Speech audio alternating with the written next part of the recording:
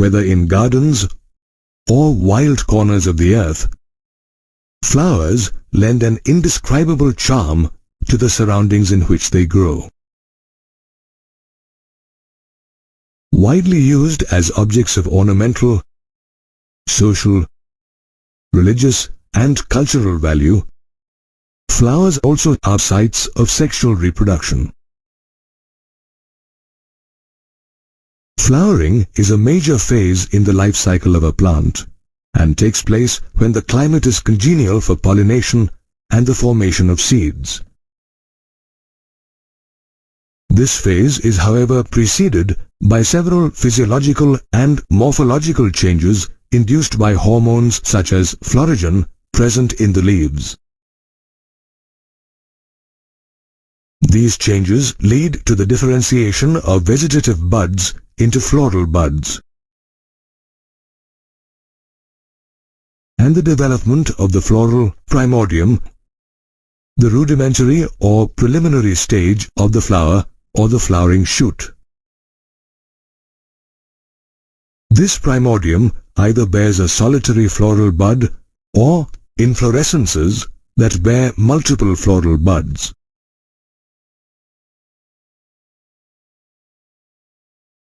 The buds bloom into a flower, a modified shoot with shortened internodes and nodes.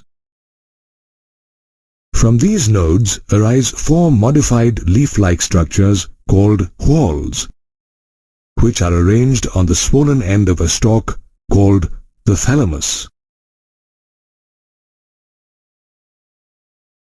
The whorls include the androecium, gynoecium, calyx that consists of sepals, and lastly the corolla comprising the petals.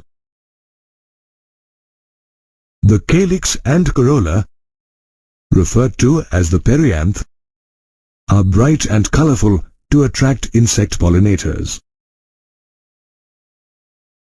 The gynoecium, on the other hand, which consists of one or many carpels or pistils, represents the female reproductive part, whereas the androecium, which consists of a whorl of stamens, is the male reproductive part of the flower. Though the number and size of stamens in an androecium differ across species of flowers, the basic structure remains the same. Every stamen, for instance, consists of a filament and an anther. The filament is a long and slender stalk whose proximal end is attached either to the thalamus or the petal of the flower. The anther, on the other hand, is bilobed in nature, with each lobe being dithecous or consisting of two thecas that are separated by a longitudinal groove that runs through the anther. The transverse section of the anther reveals that its lobes form a four-sided or a tetragonal structure. In the corner of each lobe is the microsporangium, a sac-like structure which is nearly circular in outline. In a young anther, the microsporangium is surrounded by a multi-layered wall consisting of the epidermis, endothecium, middle layers, and the tapetum, the innermost layer, while the center is occupied by sporogenous tissue. The epidermis, endothecium, and middle layers protect the microsporangium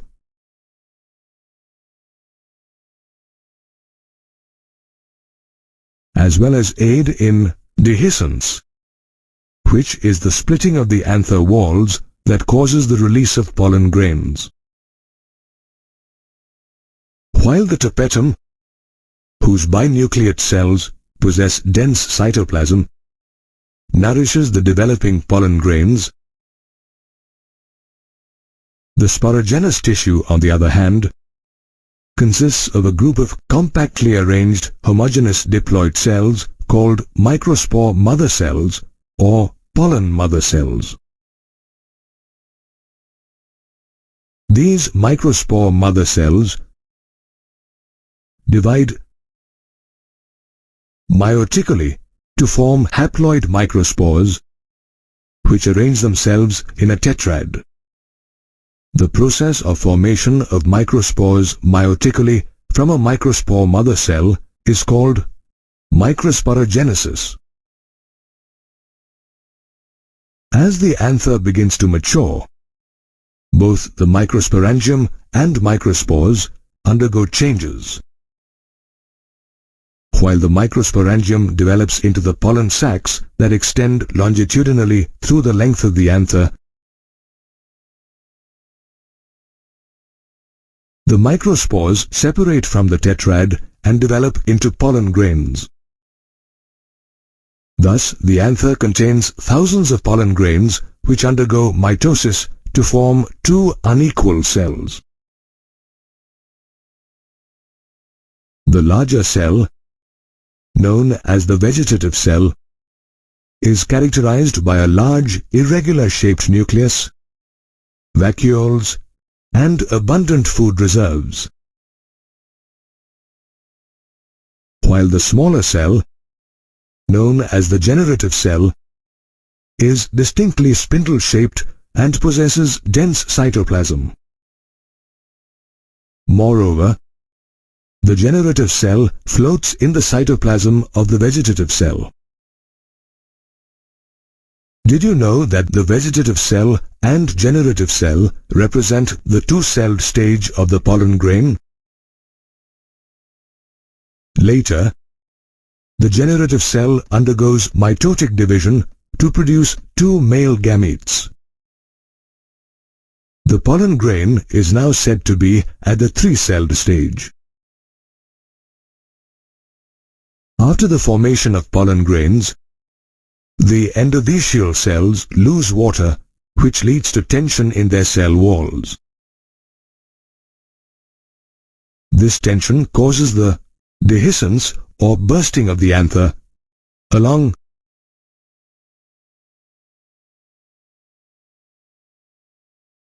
the line of dehiscence and results in the shedding of several thousand pollen grains. Are you aware that in cereals such as jowar, the pollen grains are shed at the three-celled stage, whereas in 60% of angiosperms, which include plants such as hibiscus, the pollen grains are shed at the two-celled stage? Pollen grains, which represent the male gametophyte, come in a wide variety of sizes, shapes, and colors.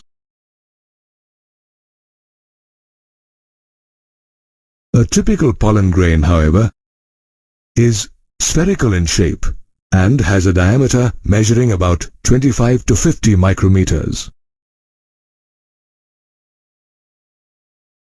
It is surrounded by two layers of wall, XII and XII. XII, the hard outer layer, is made up of sporopollenin, a tough organic material capable of resisting high temperatures and strong acids, alkalis, and all natural enzymes. Hence, pollen can be well preserved as fossils. However, sporopollenin is not present in the germ spore, an aperture present in the XII through which we see the germination of the pollen tube.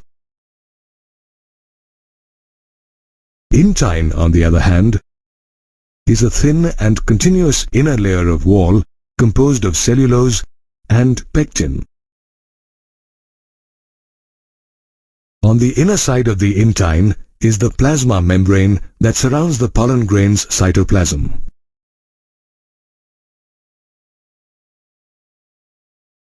When pollen grains land on the stigma, they germinate into a pollen tube that carries the male gametes towards the embryo sac.